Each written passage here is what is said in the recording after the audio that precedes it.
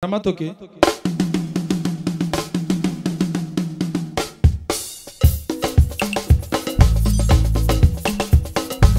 Parmi les champions, il y a toujours un champion. Je m'appelle Guigui Fall, l'ambassadeur, l'invincible. Je suis de retour pour endomboliser le coupé décalé. Denis de production, il n'y a que les flocomanes qui ont peur. Sinon, tu mangeailles.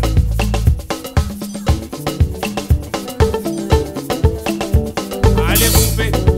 Mesdames et messieurs, chers téléspectateurs, nous sommes très heureux de vous savoir nombreux devant vos écrans pour suivre cette émission Phare à Phare à Nouvelle Tendance, un numéro spécial avec une légende de la rumba congolaise qui est revenue au bercail après 19 ans d'absence, frôlé par justement une maladie. Il était parti pour les soins en Europe. Je parlerai de YM Youlou Mabiala. Avec lui, nous allons nous entretenir vraiment, essayer de refaire l'histoire à notre manière. Mais je ne serai pas seul dans cette émission avec Audi, qui est le fils, l'héritier valable de Kamikaze aujourd'hui. On va en parler en tout cas, qui remet les pendules à l'heure, parce que depuis un certain temps, il nous parle justement du retour de la rumba congolaise avec la nostalgie du temps, notamment tout le répertoire géant de Youlou Mabiala. Derrière la grosse caméra, je bénéficie justement des services de Armel. Armel, voyez, qui m'accompagne justement dans les productions extérieures. YM Youlou Mabiala, oui. Bonjour. Bonjour. Ça va. Bonne arrivée et bon retour Namboka. Ça va. Ça va. Ça va. En tout cas, c'est très bien. Audi, ça va? Oui, ça va très bien. Audi Youlou, voilà. En tout cas, c'est un plaisir. Alors, le doyen est rentré depuis le 10 juin dernier. On peut dire que c'est un retour juste au pays, ou un retour, voilà, je voulais rentrer dans le secret. Bon, la première date était celle du 10 juin, effectivement. Ok. Après, il y a eu des petites inconvéniences, comme on dit. Ok. Et finalement, il est arrivé le 24 juin. Voilà. Et il est ici pour un repos de convalescence.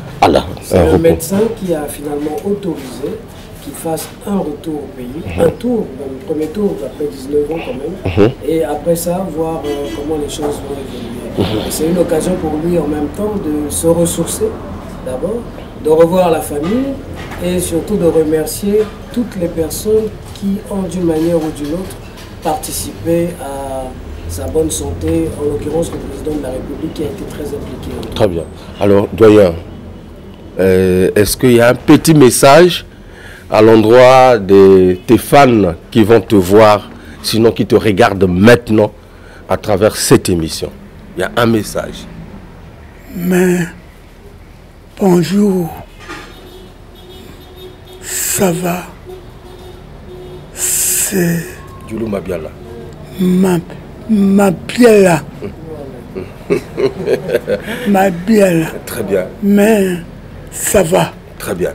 En tout cas, comme vous le sentez, vous le voyez, Mabiala est là au Congo, Brazzaville. Justement, nous avons pensé venir à domicile pour l'interviewer. Mais grâce justement à Audi aussi, nous allons prendre beaucoup d'informations parce que qui a vu le père a vu le fils. Qui a vu le fils a vu le père. C'est ça? Voilà. Merci.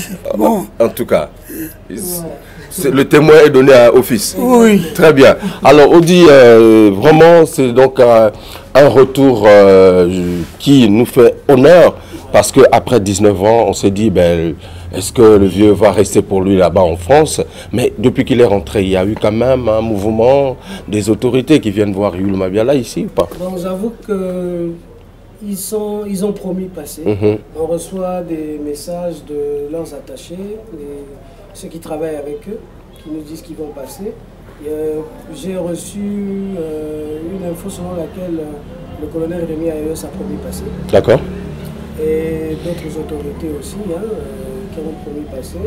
Je pense que même Madame Belinda aussi pense arriver. Donc on est en train de voir. Mais dès que ce sera possible, ils seront là. Mais tout en sachant qu'il lui reste une semaine. Bon, pour les musiciens, on n'en a pas beaucoup reçu encore jusque-là. Il y a le vieux Clotaire Gimbolo qui est passé.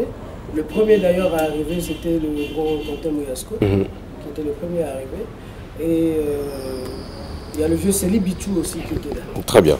Alors rappelons que le doyen, donc Youlou Mabiala, YM, j'aime bien juste l'appeler comme ça parce que c'est ce pseudonyme-là qui a vraiment fait sensation à cette époque. Il était victime justement d'un AVC en 2004. C'était au banquet justement présidentiel lors de la municipalisation accélérée à Pointe-Noire. J'y étais à l'époque avec Vox Intello aussi. On avait des prestations. Alors raconte-nous un peu cette époque-là. C'était comment Odi, tu étais là ou pas? Oui, j'étais là. C'était un événement qui nous a vraiment traumatisés, je dirais. Parce que quand il arrive, c'était la période de son retour de Kinshasa. Okay. Il revenait à Brazzaville pour s'installer. D'ailleurs, il avait signé avec le général un contrat concernant les albums. Il venait de sortir l'album Kishashki. Oui. Voilà. Et donc, il était dans son retour. Et il y avait cette invitation-là pour la municipalisation accélérée Pointe-Noire en 2004. Et c'est pendant le banquet qu'il a fait son malaise. Étant sur scène, d'ailleurs, il était en train de chanter. Et donc, nous, personnellement, ma mère et moi, comme nous étions à Pointe-Noire, nous avons reçu un appel. Bon, on avait passé déjà la journée avec lui, mais après, on nous a appelé pour nous dire qu'il était dans l'ambulance en direction de l'hôpital de Luanzi. Il était un peu plus de minuit, donc nous avons dû nous rendre. Et puis, ça a été très difficile, je vous assure que ça a été très difficile, non seulement pour nous, membres de la famille, mais même pour des gens qui ont été témoins sur place, au niveau même de l'hôpital. Mais nous avons aimé l'accueil en tout cas. Le gouvernement avait fait en sorte, le président de la République avait fait en sorte à ce que l'accompagnement se passe comme il fallait. Tout à fait. Il était bien reçu. Je me rappelle qu'il y avait même une quête de solidarité. Oui, à ce moment pour l'élan de patriotisme qu'on voit aujourd'hui au Congo quand même. Mais ce jour-là quand même il y avait eu des gens défilés à l'hôpital pour pouvoir apporter assistance et tout ça. Et le doyen est parti en Europe pour se faire soigner. Il est arrivé ici à Brazzaville. Il a passé quelques temps au CHU. Oui. Et finalement, toujours par la force du président de la République qu'on connaît aujourd'hui, il s'est retrouvé en France et il est toujours sous les soins. Ok. Il prend toujours ses soins. Alors, c'est pourtant dire qu'il n'a pas retrouvé totalement l'usage de toutes ses facultés pour chanter. Voilà. C'est vrai que pour certains qui font l'AVC, après ils redeviennent valides, comme ils étaient avant, mais pour son cas, ça a été un peu exceptionnel, dans le sens où il a quelques difficultés encore de langage, les gens ont pu le voir, mais ça va, on arrive à communiquer, il nous transmet quand même encore ses idées, il suffit d'être avec lui et ça arrive, on finit par comprendre ce qu'il veut. Tout à fait, c'est un plaisir, mesdames et messieurs, d'interviewer le doyen Youlou Mabiala, YM, qui a fait la pluie et le beau temps, il faut le dire, depuis son passage à Okediaz, les trois frères Kamikaze, Luningisa. Alors, bon, voilà, il y a tellement, c'est nostalgique. Pour ceux qui nous regardent, je m'aimerais quand même qu'on retrouve d'abord un premier titre. Pour la nostalgie du temps, je pense qu'ils vont se régaler. On va rentrer dans n'importe... Tellement le répertoire est géant, il est grand. On va prendre l'Ikwe. L'Ikwe, c'est dans l'Okediaz. Tu te rappelles encore de l'Ikwe? Voilà. Mesdames et messieurs, dans la nostalgie du temps, on se régale.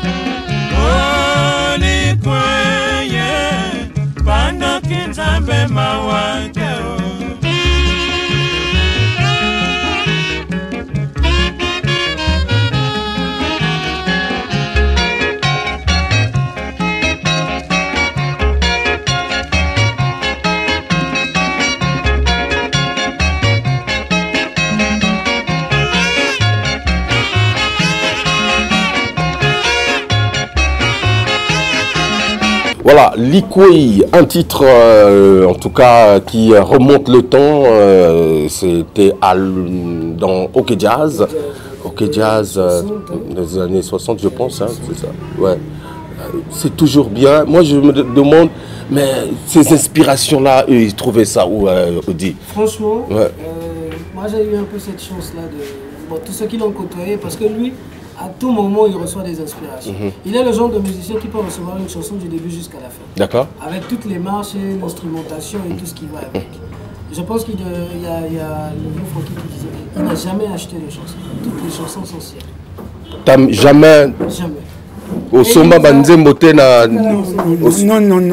Par contre, il en a même donné ça va. Non, en tout cas. Donc il n'a jamais acheté les chansons. Toutes les compositions là, c'est ses propres inspirations. Ça va. Ok. Alors, Odi, c'est très intéressant ce que tu dis, parce que aujourd'hui, quand on regarde un peu tout ce que Youlou Mabiala a composé, c'est des chefs-d'œuvre qui rivalisent le temps, des chansons aujourd'hui anthologiques.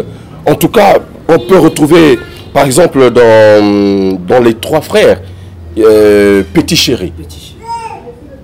Petit Chéri, c'est un titre, lorsqu'on l'écoute, ma foi, c'est vrai que le répertoire il est grand, mais on ne peut pas aussi vous proposer tout parce que c'est très beau, c'est très beau. Alors, ma connaissance, oui, il a plus de 160 chansons. C'est le maître de la rumba congolaise. Ouais. Et des que des tubes. Ouais. des tubes. Odi, tu incarnes la relève. Aujourd'hui, il faut le dire, tu es aux côtés de papa. Est-ce que tu es capable justement de continuer, de pérenniser cet élan-là? La charge, elle est grande. Ouais. La charge, elle est grande, la volonté y est. L'autorisation aussi. Parce qu'il m'a finalement donné son accord. Il veut que je fasse de ça mon métier. Mais je ne vais pas être prétentieux. Laissons l'avenir nous prouver ce qui va arriver. Papa, tu lui as donné le pouvoir. Il peut continuer ton œuvre. Oui. Voilà. On dit, en tout cas, c'est très bien. Alors, dans la nostalgie, Smirnoff, on écoute un peu un extrait. Naleli posomi baleo, namoni oteo, namoni oteo, nazwiki zungu zungu. Oh mama, moteme tondi na makanisi. Ngai naleli lelo bolingo, namoni oteo, susi elo bakate, baby singa motema, chéri fifi. Naleli posomi baleo, namoni oteo, nazwiki zungu zungu. Oh mama, moteme tondi na makanisi. Ngai naleli lelo bolingo, namoni oteo, susi elo bakate, baby singa motema, chéri fifi. Naleli posomi baleo, namoni oteo, nazwiki zungu zungu. Oh mama, moteme tondi na makanisi. Ngai naleli lelo bolingo, namoni oteo, susi elo bakate, baby singa motema, chéri fifi.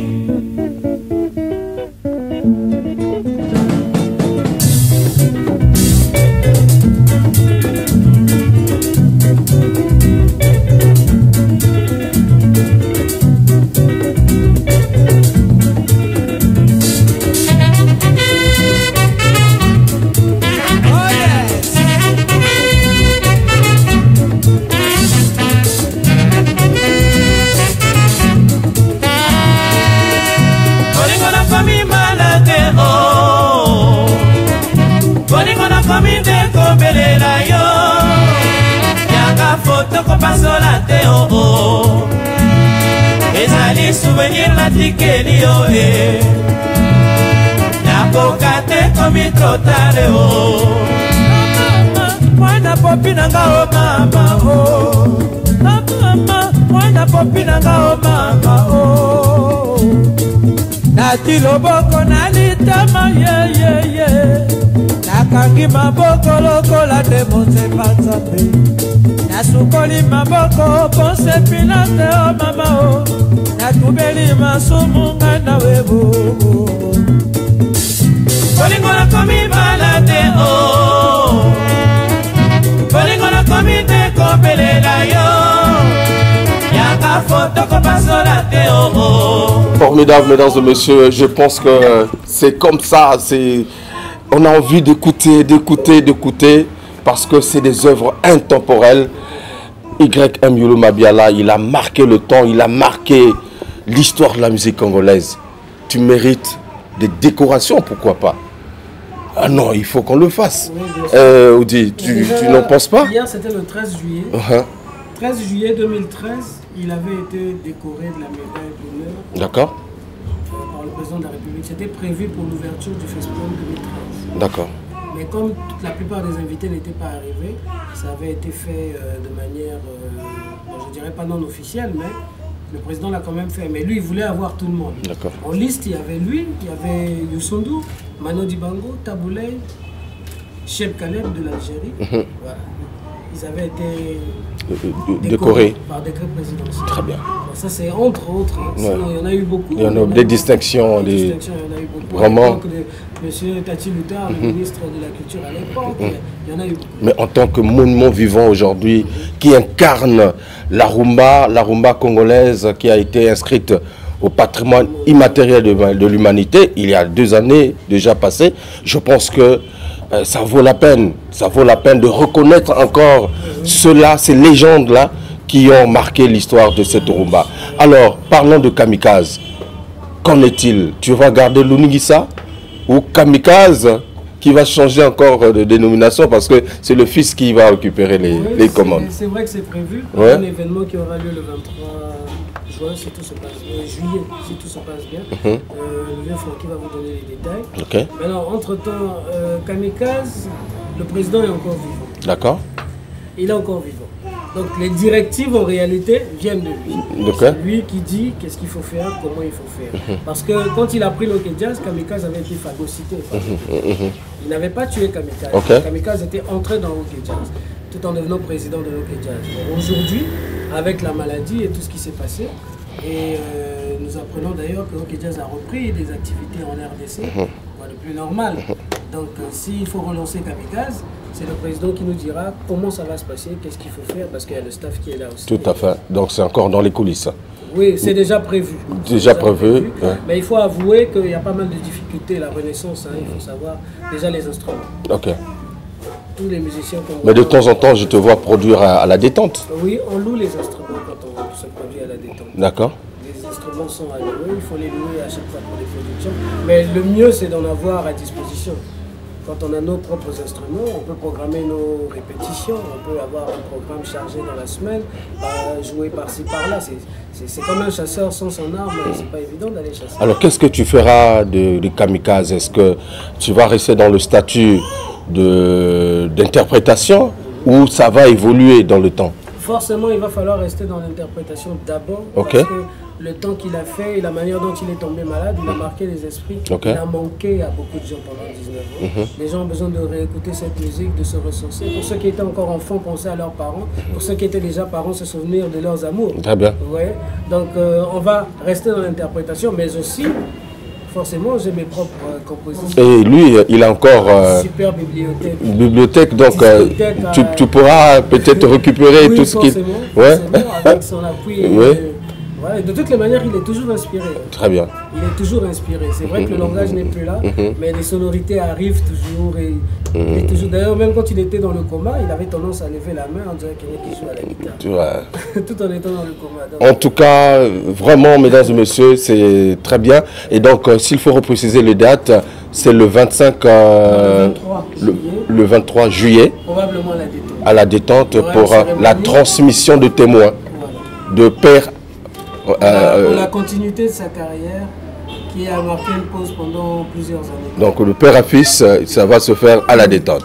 Ok, alors je pense que, merci Audi, je veux prendre Mr. Francky, le vieux Francky, qui est resté longtemps aux côtés de Yulu Mabiala. Avec lui, nous allons essayer de remonter le temps, parler un peu de cette belle aventure, partant de Hockey Jazz jusqu'au Kamikaze, en passant aussi aux trois frères et tout le monde. En tout cas, en quelques phrases comme ça, on va essayer de remonter le temps, mais on ne va pas se quitter comme ça.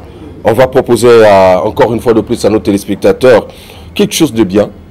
Oh, tonton Charles, Olembate, Yango Bakata yo kamo, Kakatanga wiso ya mero ya batonge. Boko lembanga, Olingo va pesa kayo, tonton Charles, kwe kolanda baram soare na bijoué, tonton Charles. Olingo va pesa kayo, tonton Charles, kwe kolanda baram soare na bijoué, tonton Charles.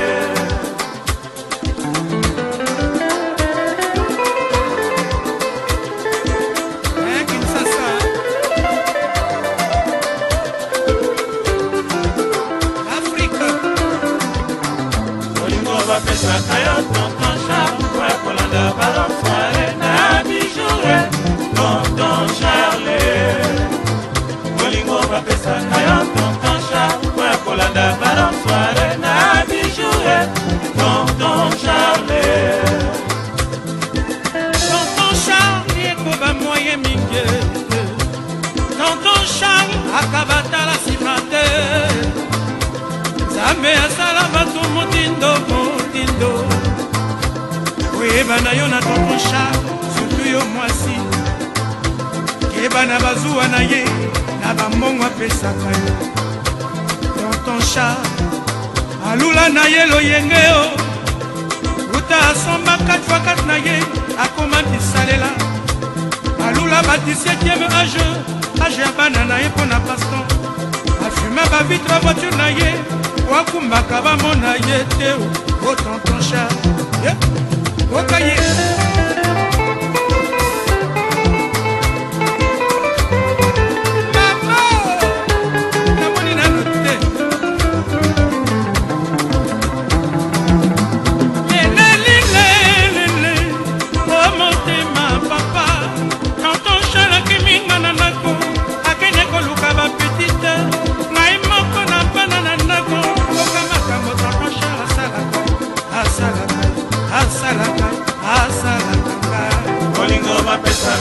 Tonton Charles, ouais Colanda ballon soirée na bijoué, tonton Charles. Bolingo va pesa kayo, tonton Charles, ouais Colanda ballon soirée na bijoué, tonton Charles. Bolingo va pesa kayo, tonton Charles. Okomi kokutisa ngai bebi na bambanda mboka mobimba boye. Basi okumbaka bilongi emonanaka te. Bambanda se bana na ngai. Nakamwe yo tonton Charles. Tonton Charles, akoma vedete mpona mbongo. Tonton Charles, basi balandaka ye mpona mbongo. Oba yebi, yende mobikisi. Oya ye, oba yebi, mama yende samba ya mbongo. Okomona ye, oba yebi, yende bon payeur. Oba yebi, yende jamais fauché. Maman, oh moni tonton Charles. Il suffit à yoka, babenga ye tonton Charles. Il suffit à yeba, l'adresse na emploi du temps d'ailleurs. À côté d'enveloppe, tonton Charles. Pingami et mibali balandaka ye mpona mbongo. Bakoma ba surveillant e. Ya tonton Charles, tonton Charles, ayebi baseme kite o. Basi nyonso akomona na miso na ye, basi na ye. Bakamarade ya bana na ye, ya basi nyonso basi na ye. Basi ya baninga na ye, bakamolaka ye, basi na ye. Oh tonton Charles, tonton Charles, na lobi na yo. Lisolo yo eza lisolo eza molai. Nalobi no bolite. Bolite. Papa, grand frère. Nalobi na yo naloba sute. Yo moko yebi tonton Charles. Kutana na ye. Okoyeba ndenge tonton Charles. Ah, akobala kobwaka mbongo na hélicoptère Kiye Bolingo bapesaka yo tonton Charles po ekolanda baroque soirée na bijoué tonton Charles Bolingo bapesaka yo tonton Charles po ekolanda baroque soirée na bijoué tonton Charles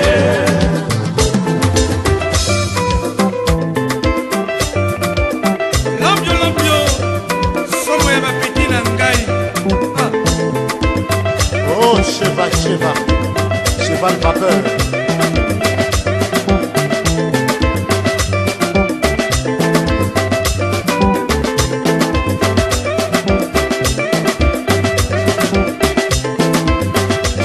Chachombala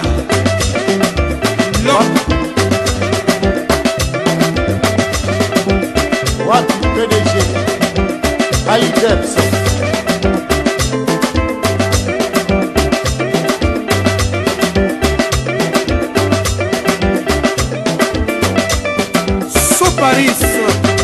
Paris, yaba Mercedes Pema BMW, Luka Yeo, una susi ya motu kana yo. So Paris, Jofi Filando. Merci, mesdames et messieurs, retour dans cette émission avec le doyen Youlou Mabiala YM qui est au pays, au Congo-Brazzaville. Avec lui, donc, nous essayons de remonter le temps à travers ses œuvres, mais également accompagné de Monsieur Francky, le vieux Francky, ya Francky, toujours c'est bien. Dans cette émission, Boni Papa, bonne arrivée à cette émission Farafara Nouvelle Tendance. Bon, merci. Tu l'as vu tout à l'heure que yo oyebi ebele ya Youlou Mabiala. Na pokwana na ebi que tango bandaka na ba groupe vocaux na ba griot avant kende na OK Jazz yo yebaki. Alors ngana lingina yeba un peu ba étape oyo ya minene ya Youlou Mabiala iza wapi ya OK Jazz, il y a Kamikaze, to ya ba trois frères. En principe Roger, on a étape belé. OK. Moi, ce que nous avons fait, étape, d'accord. Youlou Awa, il fallait il y a un cosmos, même jour, il fallait pas pour entre cosmos, on a une kota bande. Même Mutalaka, pour na mutu, il faut choisir muta kota bande. Et là, quand on va Célestin, on a Cosmos. Mais si vous avez un OK Jazz, il y a un problème. Franco na Vicky Bakomaki a couteau tiré. Moi, je suis allé dans le pan au Moko, sauf que moi, je suis Simbagater. Il faut que je gagne. Tout à fait. Si vous avez dans la pergola, en face, il y a un trésor. Bakoulé. Là, il est encore jeune, il devrait avoir 16 ans et demi ou 17 ans et demi. Donc, si vous Franco comme Luka, ténoriste, ou il faut combattre Vicky. Nazoyoka. Donc, comme kuna Franco a Meki. Donc, Meki, papa ya yembi banzembo tout. Franco a gagné le bien, Simaro. Yako yoka. Na du petit moko wa danger. Ana ténor moko a yebi banzembe bele. Simaro a yabia. Petit on a comme on a yebi nini. Ebi Simaro ala kamutu moko a tembe. Kaf. Simaro a dit guitare beta bo yali. A papoli banzembe to. Ah, Simaro a lui 8 aussi. Le jour il fallait pas zonga. Ba kendikin. Ba comme na beach ye ba zongi si. Tant que il faut attestation parentale pour mineur pour la coquatissa. Franco a ticket lié bon. Habitant au Comagana Beach à Kinshasa sur taxi. Il y a le bacana qui n'est pas Franco pour y avoir. Très bien. Au Cotani Nyon sur la Franco. Yangoana. Donc à ça la test T, boye tout ça le quoi. A commis kuna directement ba concert ba premier concert na yina vis-à-vis. Donc ba ko beta na vis-à-vis yé première fois mona batu belende on étant jeune. Tu vois un peu à Kolenga. De la lune, on a poussé guitare. Kende ko yemba. Yo, yemba, yemba. Koko bangana nia. Koko ndeni nyoso. Yango wana. En tout cas, une très belle carrière, une épopée au sein de OK Jazz à Yemba Banzembo parce que Banzembo o Yemba na Franco tant que Yuka Kango ils ont compliqué n'habiter.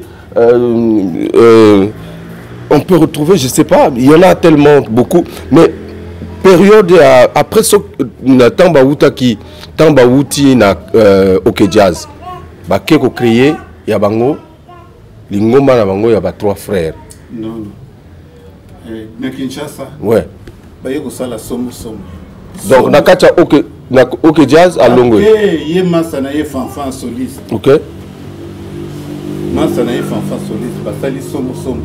Bake ba tourner ni ba Franco donc a eu succès bango ba ko sala et l'équipe makasa akomo yi ba musicien moko ba zonga Kinshasa ya yo ko retrouver yemo azonga ti ba yo ko sala VV yé a sala que VV a ma meilleur auteur compositeur na Kinshasa.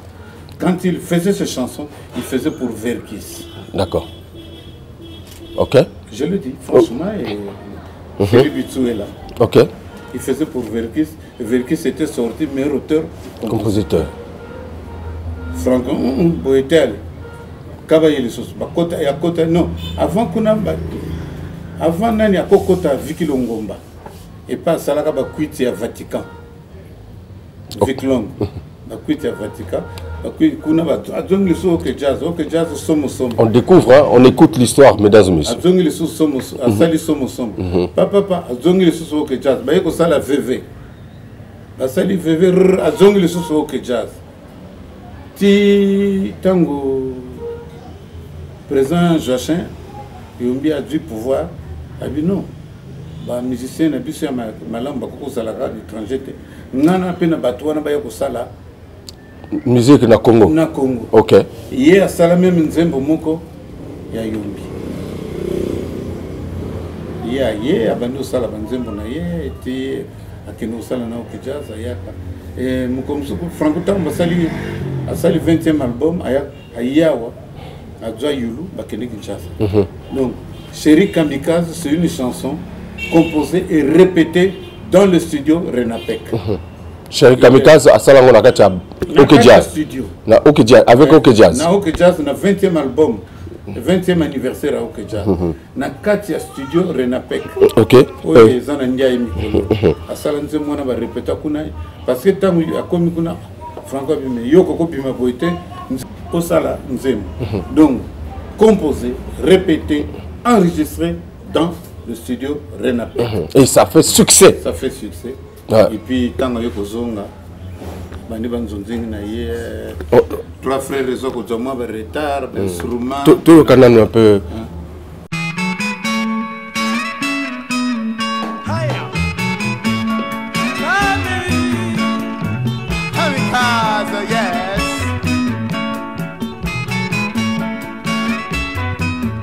nakozela kaka ata na mbula ekoya mama na yo alingaki abalisa yo yo pe ondimeli maloba ya bafami na yo oye kuna na bambongo oye akola na poto oye fami ya baise ponga ndumba na kotambola na makolo na Zaire nakomi soni o mama o na bebi nzoto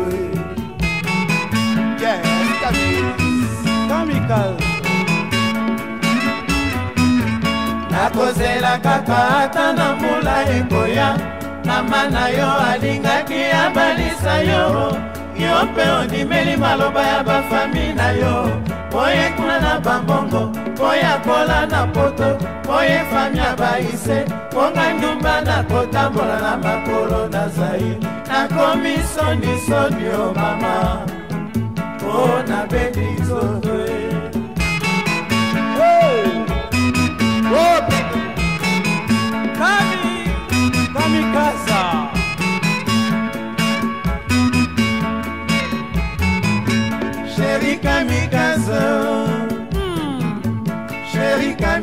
kamikaze foto pesanga o Chéri kamikaze napasola na susi na Chéri motema kamikaze nayebisa baninga o Chéri kamikaze ndenge oboyanga o Chéri kamikaze nakoma kotala yo na Chéri nzela kamikaze kamikaze Chéri kamikaze kamikaze Chéri kamikaze foto pesanga o Chéri mama kamikaze napasola na susi na Chéri motema kamikaze nayebisa baninga o Chéri kamikaze ndenge oboyanga o Chéri kamikaze nakoma kotala yo na Chéri nzela kamikaze kamikaze Chéri kamikaze kamikaze Chéri kamikaze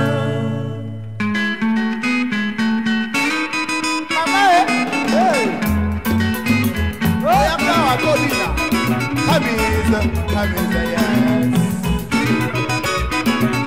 kabibi Madiala opedo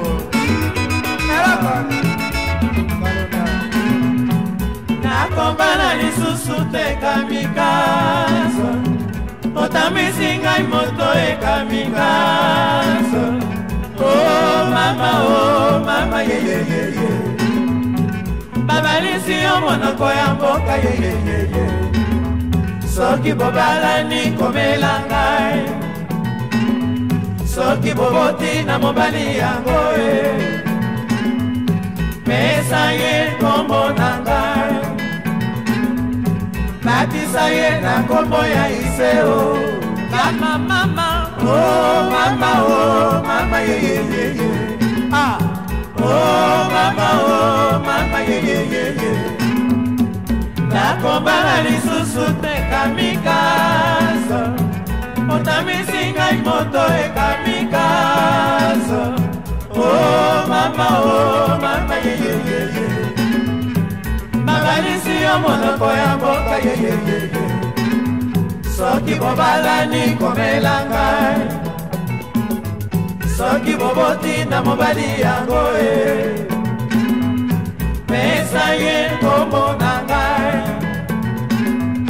batisa ye na kombo ya iseo mama oh mama yeyeyeye mama yeyeyeye opa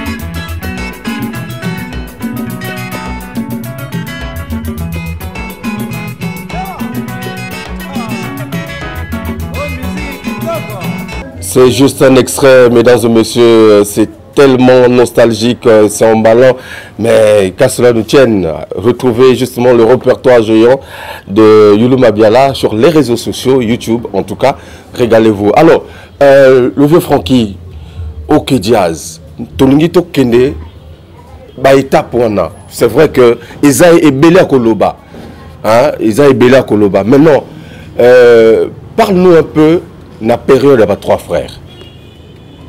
Bon, la période de trois frères, c'était le meilleur compositeur. Auteur, compositeur, chanteur, comme toujours. Parce que dans les trois frères, il y avait YM, oui. Michel Bouyibanda et puis Logo Masengo. Oui. Et moi, dans le lobby, les trois frères égal à lui-même. Jamais égalé. Et là-bas, oui, jamais égalé. Il y a un titre qui m'a toujours émerveillé, c'est Koumbe Koumbe. C'était dans les trois frères. Trois frères, il y a Koumbe Koumbe, il y a Koumbe Koumbe, il y a Hélène. Ouais. Koumbe Koumbe. Elena aussi. Ouais. Il y a trop de chansons. Parce que il y avait combien d'albums à cette époque, comme quand ils étaient avec les trois frères? Isaac et Belé. Il y a un surnommé comme ordinateur. Vraiment. Pour ceux qui vous font des cas au Kanisaka, les Kamoko Nzemba. N'a-tu idée Nzemba Kobima. N'a-tu idée Nzemba Kobima. Donc, là qui bon. Très bien. Donc, au fan d'Anaye, sauf au fan de Soka Kanisa. idée moko elinga eza kitoko omona lobi na tongo soko komi pana idée ono na soko yoka na nzembo kanisani mais soko contredire phrase moko a fâché mais après tant ko yo kanisa akopesa raison après po ya ni maka torte très bien ako ni ma torte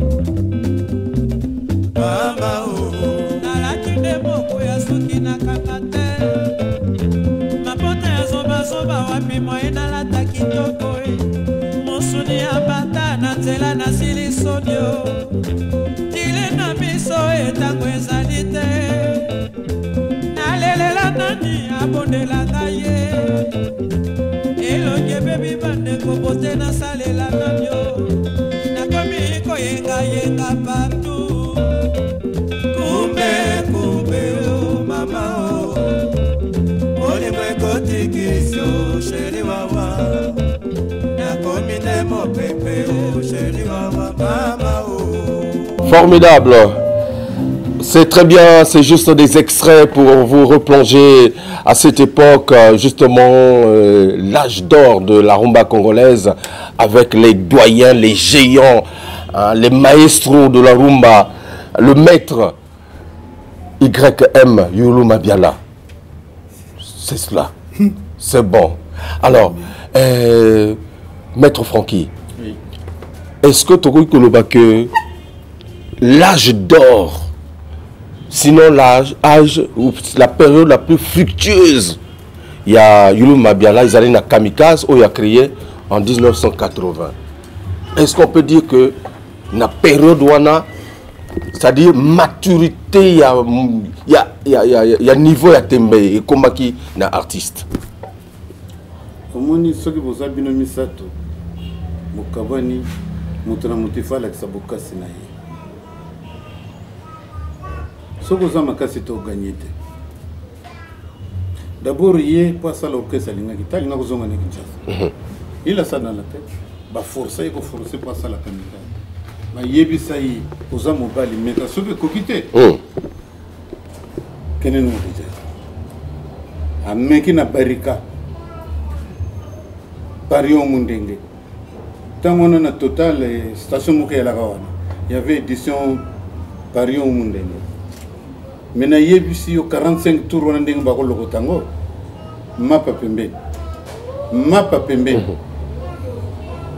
Barika et Boujek Brazzaville. Ba Atali et Gosimba et Kembala. Très bien.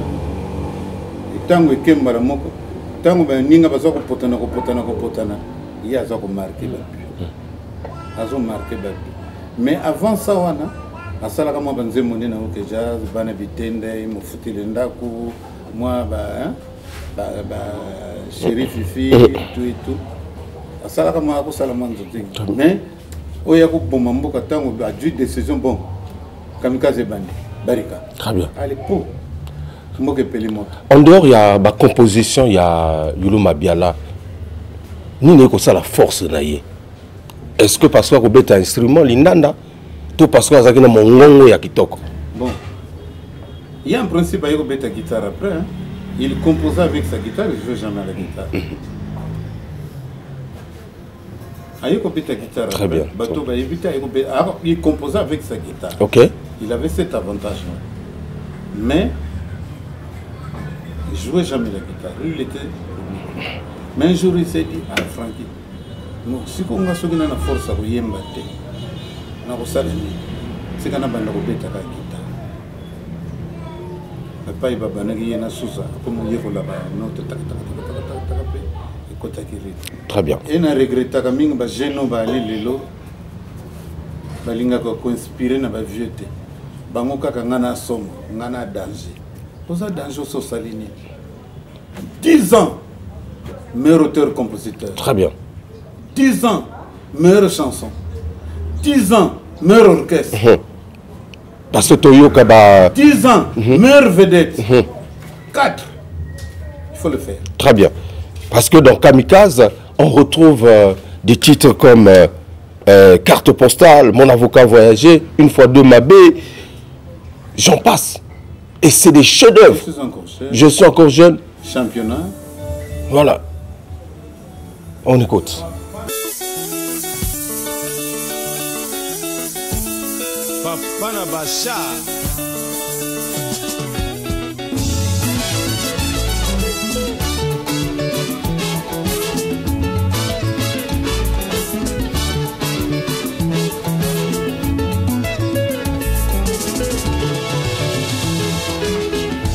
Aimamuna komi koloba, modeme toni na wawa, gazelinga koyoka sango, matoi bipai le pai.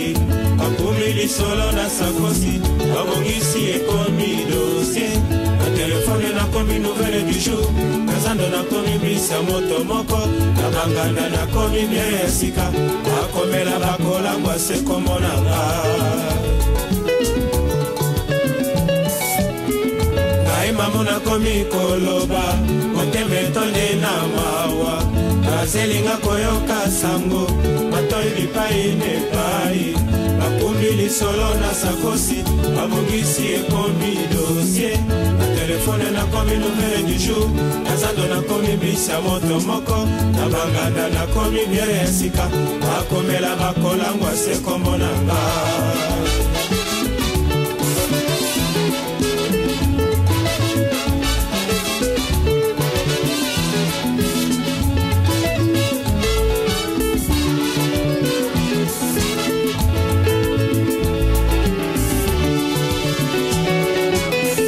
Makambo maleki mingi nalefuka ya nani adoto mabebuto buto onginga na zoate oku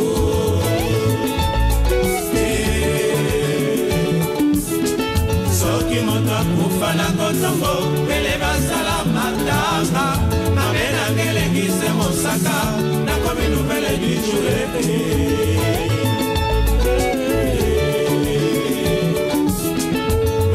Maleki mingi nalefuka ya nani anoto mabebuto buto onginga na zoate oku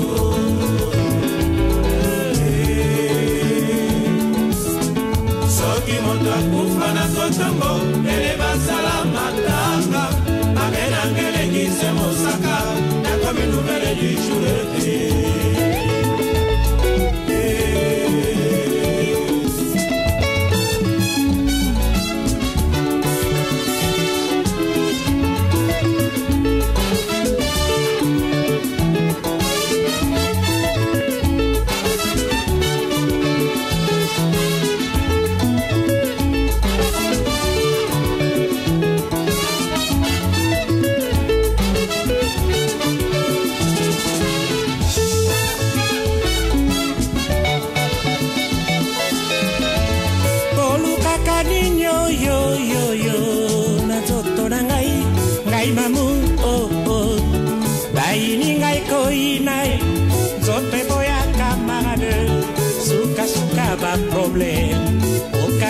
mepaya yogoy asosoli ngai kososola oka reponse na ngai mamu na masolobi mama yoka ngai naibi nazali mwasi ya libala ngai mamu mobali na bala azali na bamwaye lokumu epai falango epai basi nyonso maladie mobali abujaka nga te na ndako na pikapiki botala likambo kanda nyonso polo singo asombela ngai Toyota Corolla bakamarade na ngai totambolaka ye bakoma bamifiti bakoma koinventelenga makambo ebele naloba nini yo nalibala nanga makambo ebele mama bandekwa mobali basaleli ngai mama bamemanga sango bipai bamelaka mama ya mobali atonganga lokola bandana ye naloba nini ye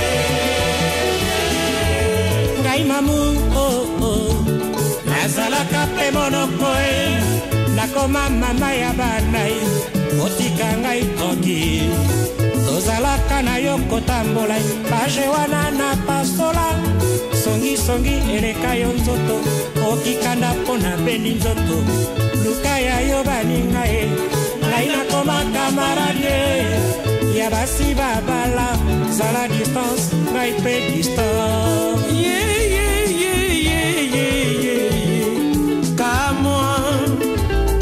basali mise en scène mpona nzoto na ngai boyoka ye bakamata filme bapanza Kinshasa pe Braza premier bobine eleki deuxième bobine eziki na coup de circuit bendele ezali kopepa ye na pika poto basali nyonso mpo badestabilize nga na libala baeshua batindaka nga na kima libala tosala nganda ye po baremplace nga na libala badondwa na boya na ngai yo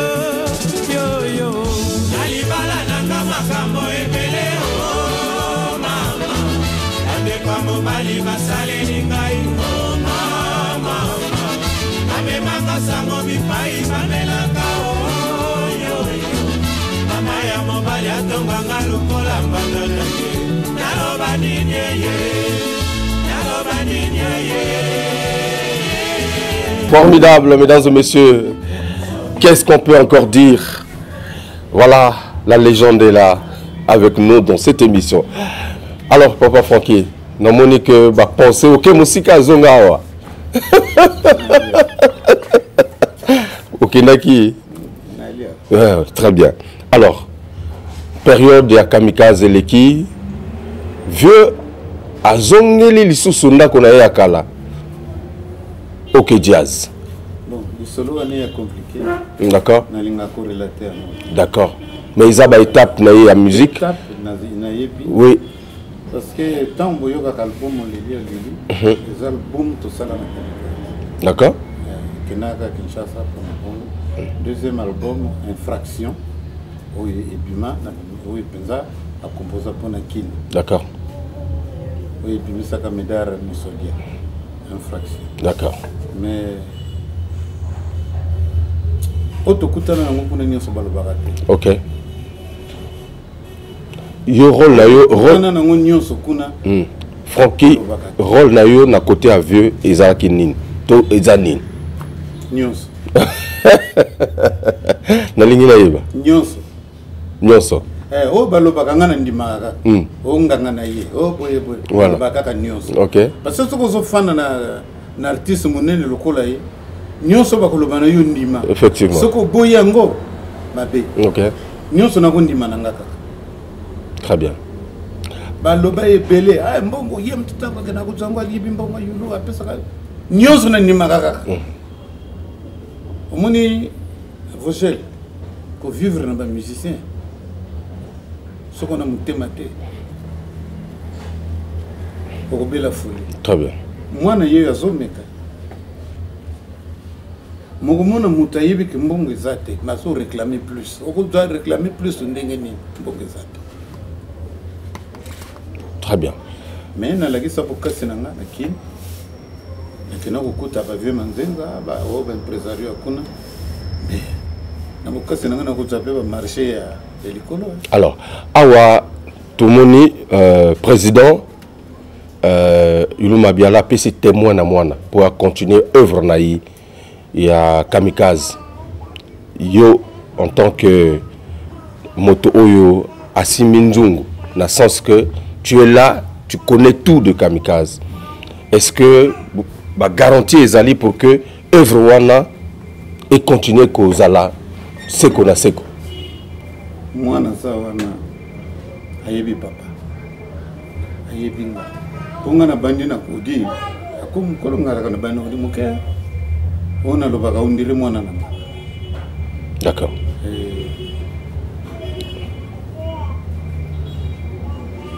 Il y a quoi intronisé?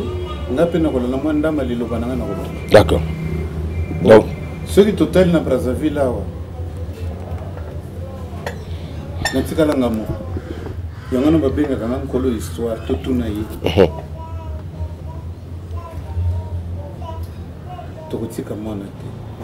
Tokobunda tokosala modèle tout nzambo kosuma bango moko o bakozwa ba carte d'invitation bakoya d'accord makoyo kama wada basoma ka baveki 100 millions ya 60 comme instrument na 15 millions écoute OK moi na petite musique OK donc awa mais surtout pour relancer l'orchestre il faut les instruments, donc vous allez instrumenter donc vous lancez appel na ba bonne volonté ba oyo bazana motema ya bien ba soma matériel pour na Kamikaze. C'est cela. Puisque ba sala kango na bantu pour pas Kamikaze. Très bien. Ba orchestre mi balé tikala. Po ebeta ka barumbo batu ba bina ka mikolo. Et ça Bantu Kamikaze. Très bien. Surtout son excellence Bonaventure Ngobo et pas yazali soka ko tala émission. Ayeba ke ndekone azalia. OK.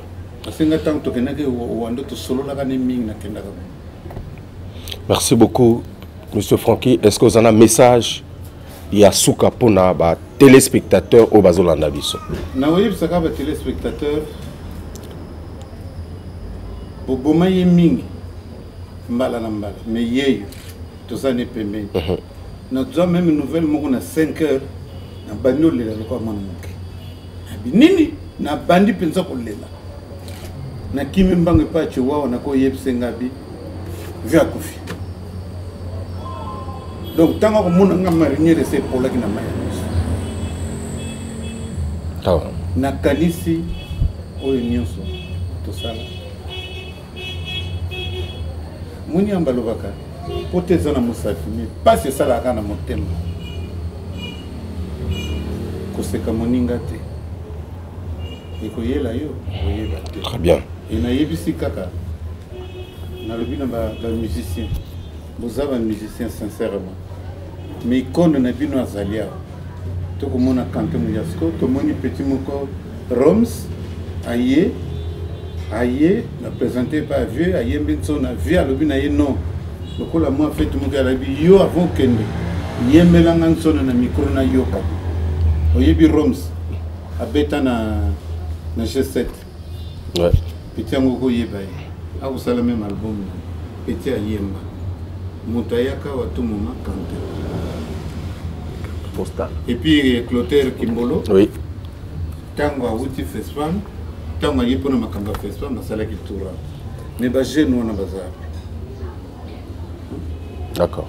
Baninga na yo Yalisano. Donc. Obako Lia, Obako Mela. Obako Bina na ye. Bazar Wapi. Et y a pour Mbongo te. Et y a pour Bolingo. Bolingo. Ok. Merci le vieux Francky. En tout cas, je remercie infiniment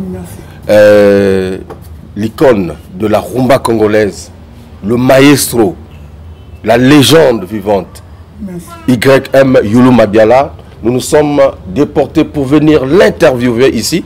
Parce que dans quelques jours, il va repartir en Europe, justement continuer, poursuivre les soins sanitaires. Merci beaucoup. de nous avoir accordé ton précieux temps. Merci beaucoup. Merci à Audi Youlou. Je pense que la légende continue, comme on le dit toujours, du père en fils. Ça sera donc dans quelques jours l'intronisation. En tout cas, nous y serons.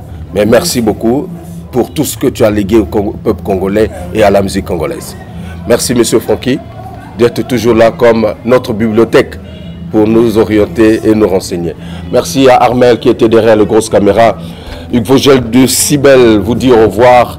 Merci à tous les téléspectateurs du monde qui nous regardent via notre page YouTube. Salut à toi, Christian Mokito Lindalala. Salut à toi, Jodel Ekoudi. Salut à toi, Patrick Cantal, le coordonnateur des programmes Cœur de Mélie. Je n'oublie pas en tout cas tous les doyens de la rumba congolaise. L'orchestre Kamikaze est là. En tout cas, quitte à vous de soutenir. Nous ne faisons que faire notre travail de vous apporter l'information que vous aimez et l'information en temps réel. Au revoir et à très bientôt.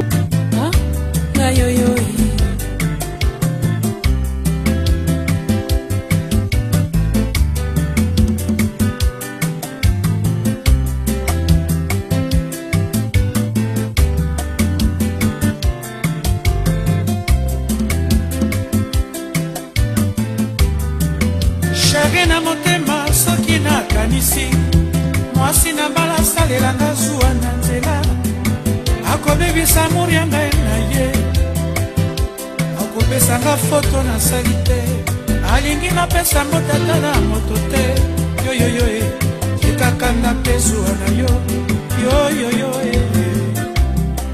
yoyoyo Estere likambo toweli ezali kaka se bombanda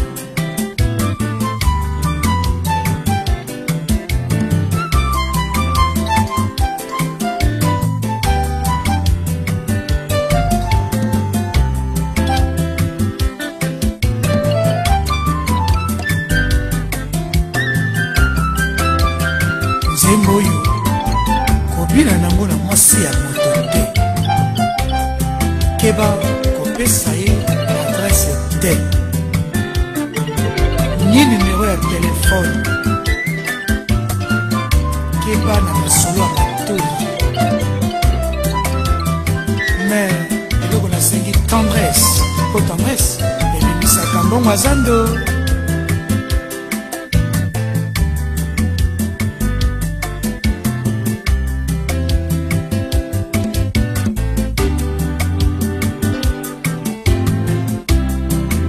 Fifi nakoki te kopermettre te mobali na ngai nayokai na sango mpo mbanda akoki kopesa biso maladi na kati ya ndako nalingi fidelité mikolo oyo vraiment pardon mingi epuis mbanda soki abimaka na nani nayebi te Angona yokite ozelinga deuxième bureau esilisinga apeti epesinga liboma okola ndoto bominga iseko boma nzambe obaluki endoki nayoyo naboyo kontrole ngai barelation nanga surtout kobebisa te po ntango obimaka yoyoyo makambo osalaka nayebi te mponga mpe nalingi fidélité tout nyonso to olingi kosala me apart kobebisanga barelation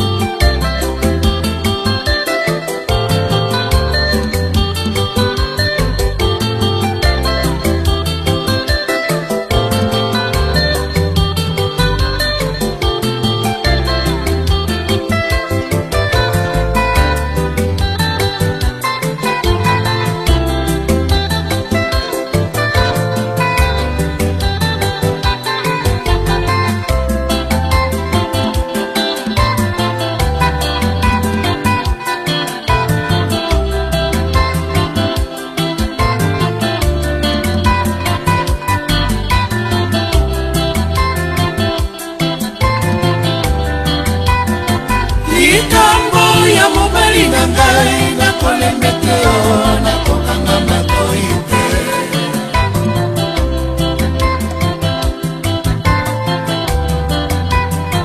zala na chance balinga yo babimisa yo na miso ya bato